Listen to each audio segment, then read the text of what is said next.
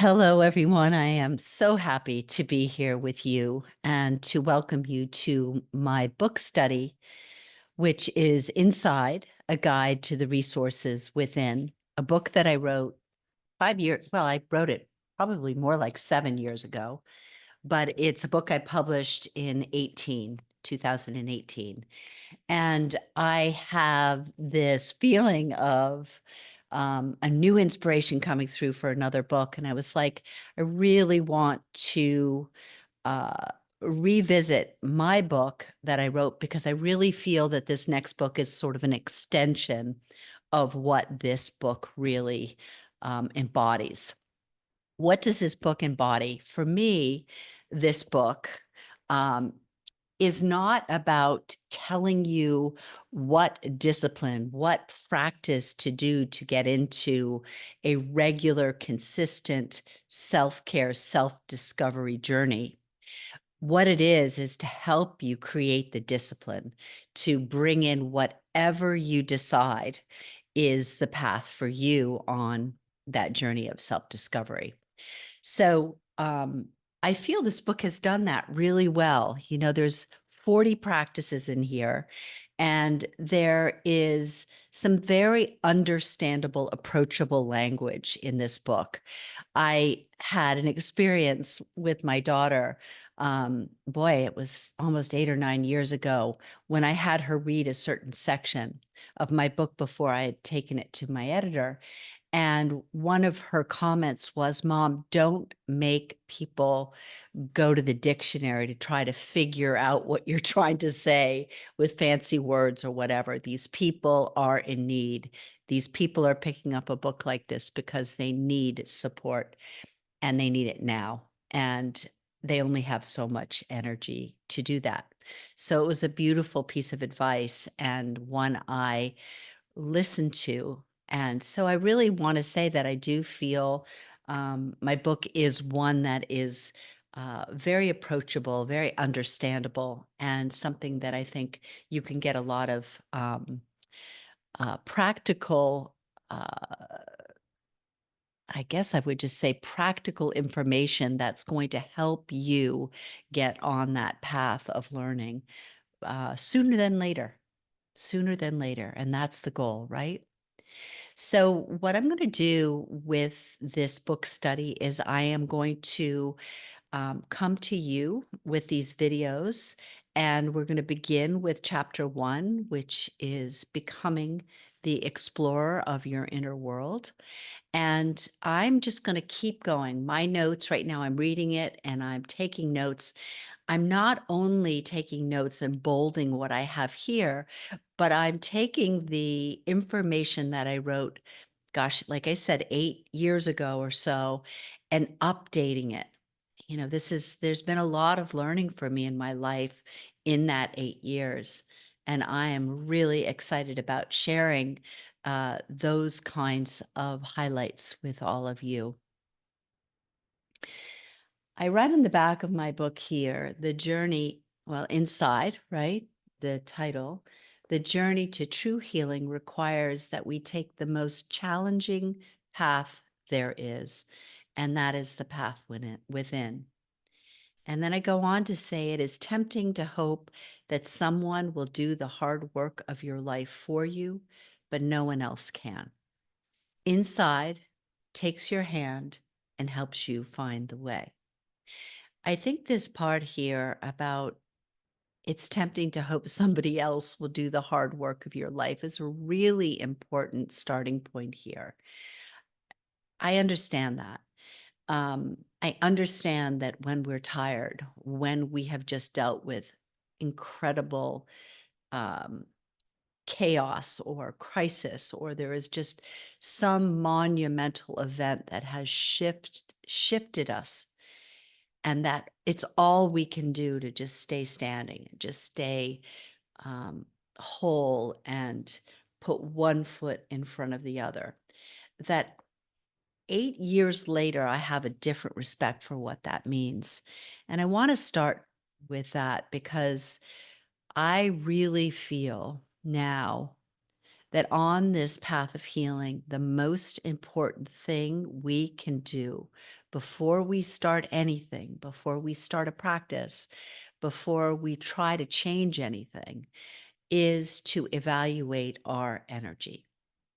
And so, really, now what I do more than ever with clients before we've even begun is there's a process of evaluating energetically where they are and how much energy they have to do anything at at the start. So what does that mean? What it means for my life is that when I notice myself in I there's this program I've developed called Metamorphosis, which is based on Martha Beck's The Four Squares of Transitional Change.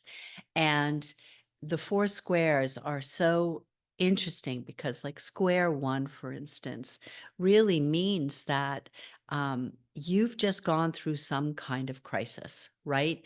Life looked like this on one side of that crisis, and it looks completely different on the other side of that crisis.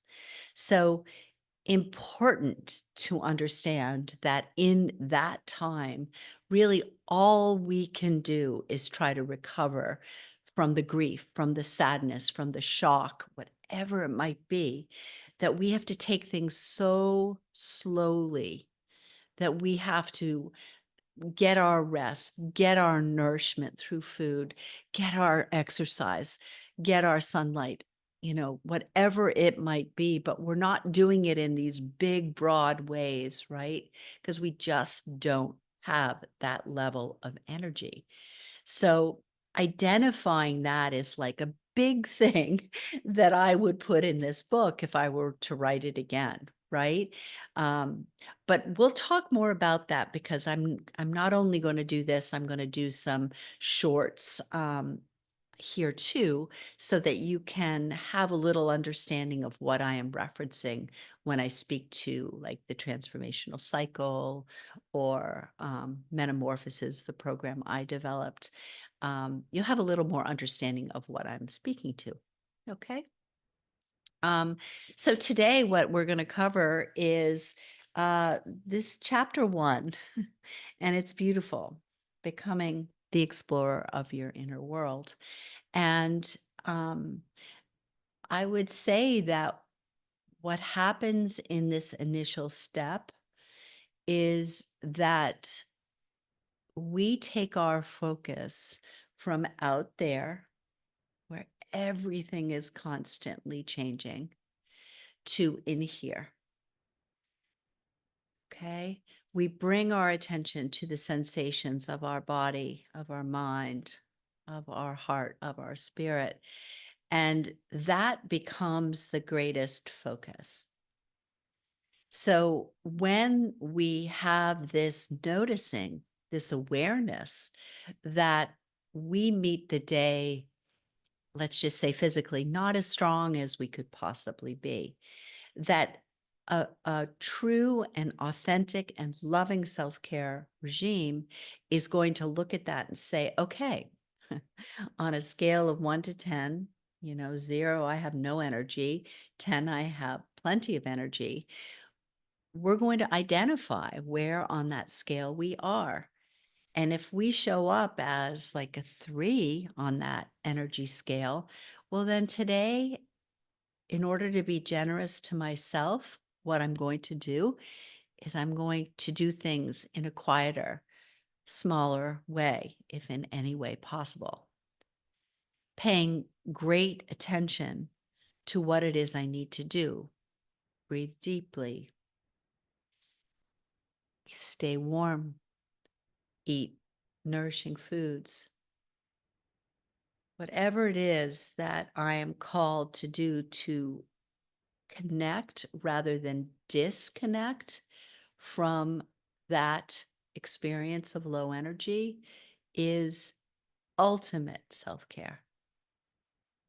And what we're trying to do here is learn more about that. Okay. More about that inner world. So, what I write here is when we clear the way and listen to who we are on the inside, we can discover so much. If this sounds like a new language, trust that you'll know it soon. You'll understand that all the messages you are given, whether from physical discomfort, emotional upset, or a spiritual crisis, have come to you for a reason. This is the language of your inner world. And this is what we are trying to learn at this time. So, just like learning a language, a foreign language, you are training your brain to open up in a completely different way.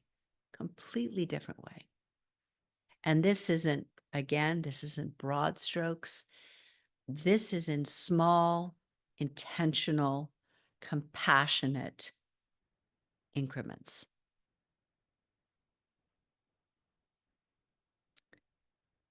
This book will not tell you what your life will be like, or even more importantly, what it should look like. It will guide you into a consistent daily practice that will help you prioritize self Let me say that again. It will help you prioritize self care, self discovery, and self healing. Remember, your well being is paramount, right? Paramount. This is the most important thing that we can do is to understand who we are, what we're capable of doing, and what lights our spirit on fire so we can do more of that and grow in health and well-being.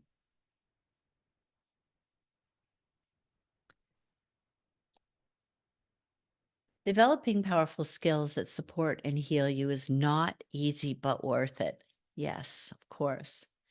Committing to your personal growth and healing will allow you to follow the intrigue of your inquiry to heal and trust that you are on the path you need to be on, even if that path feels like the rockiest, steepest path of all.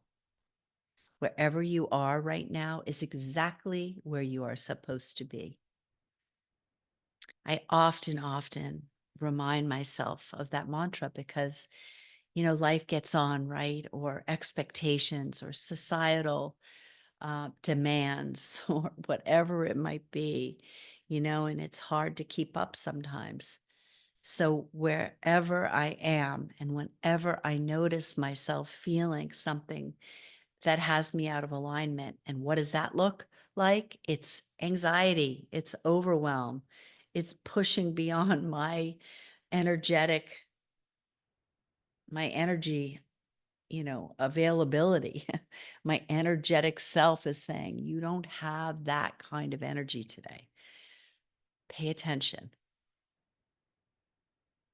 So, whenever that happens for me, I love to remind myself you're exactly where you're supposed to be. Exactly where you're supposed to be today.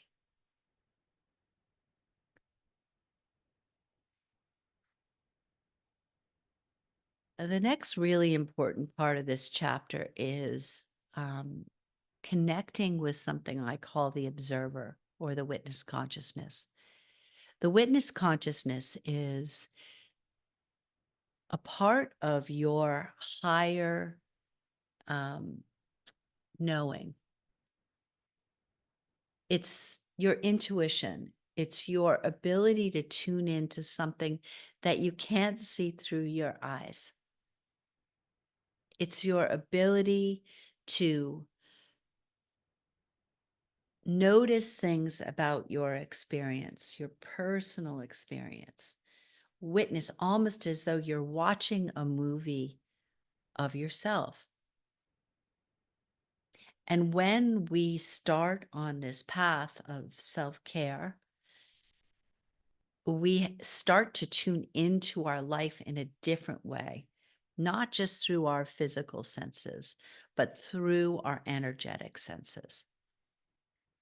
And this witness consciousness is such a valuable asset to our lives overall.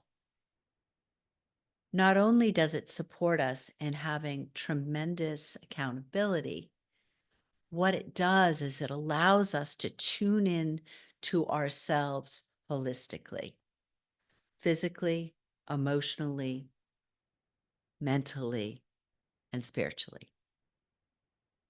And when we can do that, what happens for us is that we are living in our body. We are actually grounded in our body. Because conceptually, what I have felt in my own life through my own trauma is that when it's not energetically safe to be in my body because something has happened, right, that scares me, that I want to leave my body energetically. I don't want to be here. This is overwhelming. This is scary. I want to be somewhere else. So the thing we have to remember is that all healing happens when we are here, when we are aligned at a physical, at an emotional, at a mental, at a spiritual level. So the goal in the beginning, right, becoming the explorer of your inner world is all about coming back. How do we come back so that we can notice how we feel in those four elements: physical, emotional, mental, and spiritual? And how can we cultivate a relationship with the witness consciousness? So, not like our experience becomes so much broader than what we do when we're not grounded and centered in ourselves. Okay. When we're not grounded, when we're not aligned, when we're not centered, we're working on a very small amount of what we're capable of doing. So, for so many reasons, it is so valuable to get connected, to come back here, to come back here.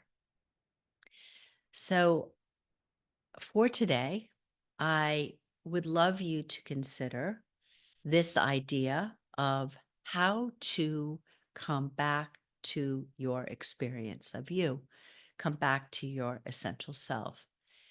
So, I'm going to put in some videos that you can practice and start to do in the morning.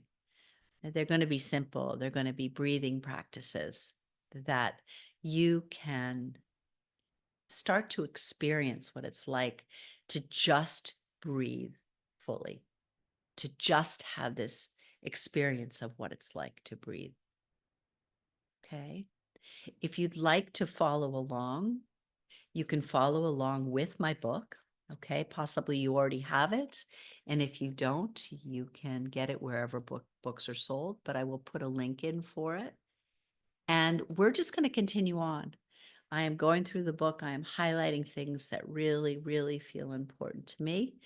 And we'll also have check-ins. So this is going to be a long book study. We're going to be doing this for a couple months, and I'm gonna put in weekly, and then we'll gather and talk about it live midway. But for now, that's where we'll start. And so glad you're here. So glad you're here. Enjoy the day.